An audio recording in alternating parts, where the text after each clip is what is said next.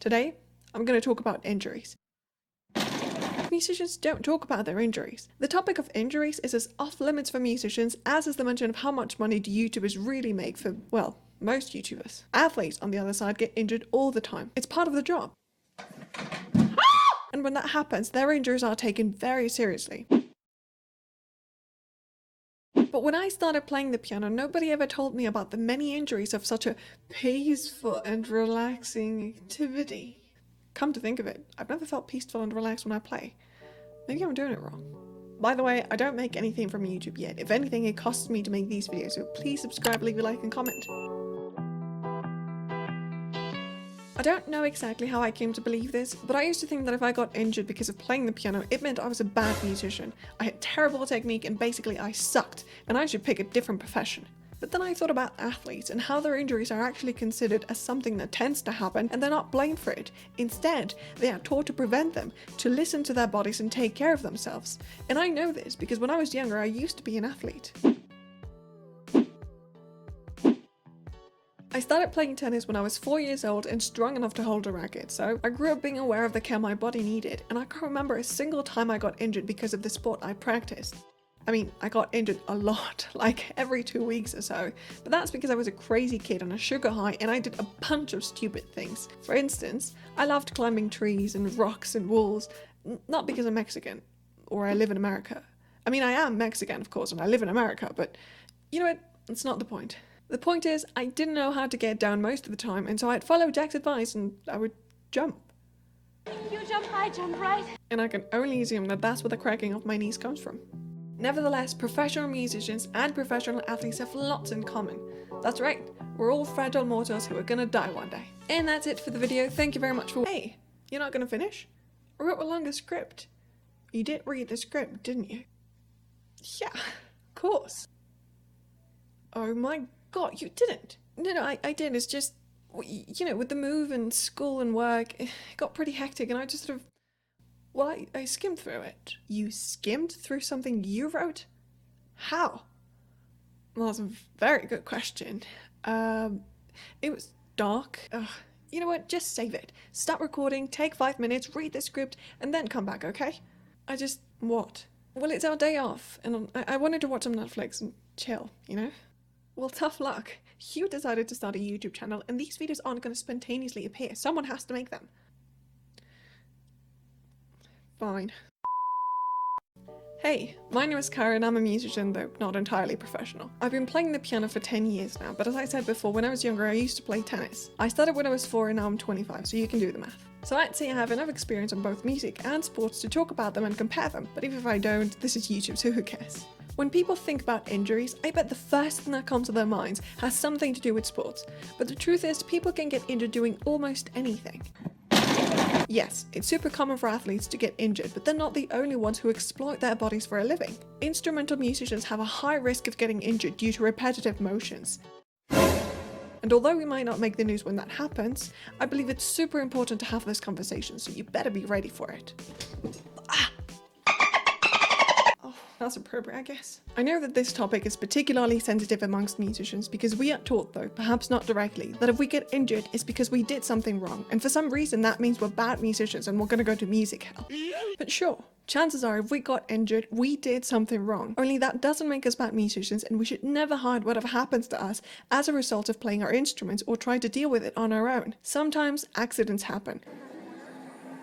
Perhaps you were just having too much fun playing for 8 hours straight that new piece from your repertoire.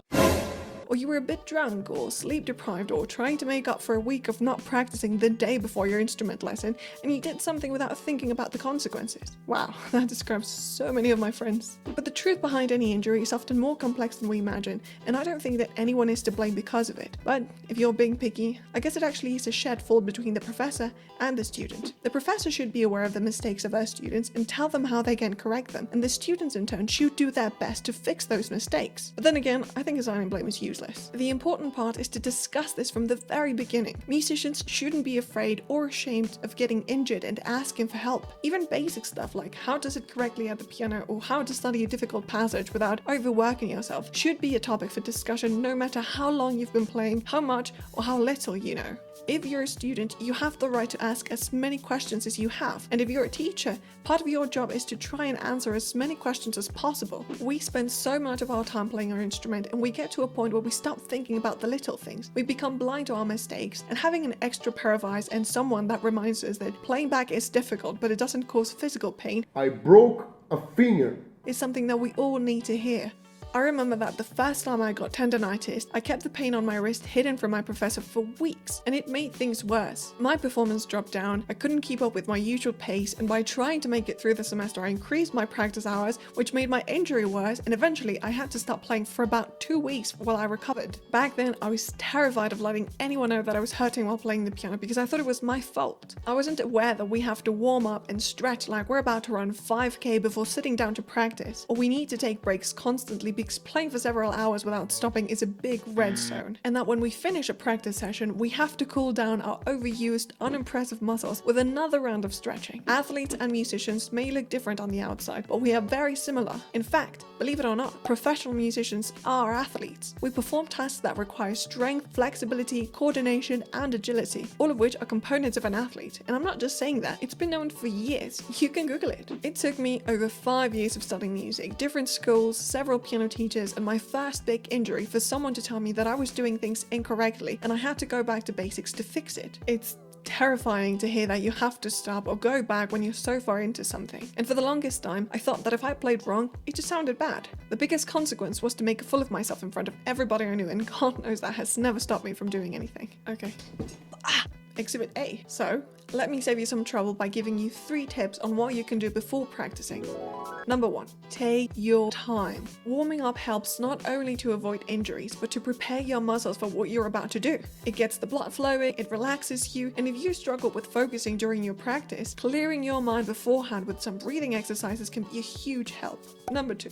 Warm up without and then with your instrument. You can stretch your neck, shoulders, arms, wrists, and fingers without even touching your instrument. But once you sit down to play or pick up your instrument, you can start by easing into the playing part with some technique exercises. Play some scales, add in some different rhythms, practice your chords, and play your favorite piece at a slow tempo before picking it up. Playing your repertoire after a thorough warm-up is much more comfortable. Don't take my word for it. Go ahead and try it.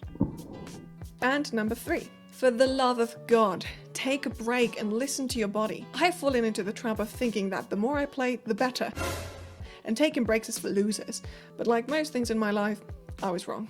Taking breaks regularly is very helpful for both the body and the mind. Stopping for 5 or 10 minutes to drink some water, watch cute cat videos, or spin in your chair can clear your mind and make your practice session less fatiguing. And last but not least, you should never, ever, ever, ever, ever feel pain or discomfort while playing. I broke a finger. If you do, stop. Take a look at what you're doing and ask for some advice to a professor or a classmate. Injuries are serious business, so please be safe. I learned it the hard way and it's not fun. I broke a finger. I struggled with injuries my whole life, so I truly hope that this was useful for someone. Thank you very much for watching. Now this is the end of the video, but if you have any questions or want to know more about the topic, leave a comment or check the description box below. I put some links to videos on how to warm up, but remember, if you have any sort of pain, talk to a health professional as soon as you can. Take care, and I'll see you next time. How was that? Could have been better. I'm gonna go watch some Netflix now. Wait, you've got homework to do and you still haven't unpacked everything. Oh, we can do that later. Okay, fair enough. You do know that Futurist is gonna hate us, right? She'll be fine. It's not the first time. Now what do you want to watch?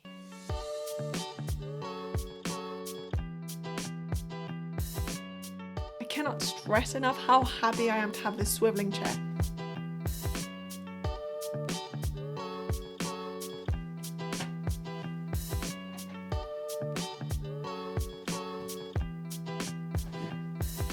Got a bit dizzy.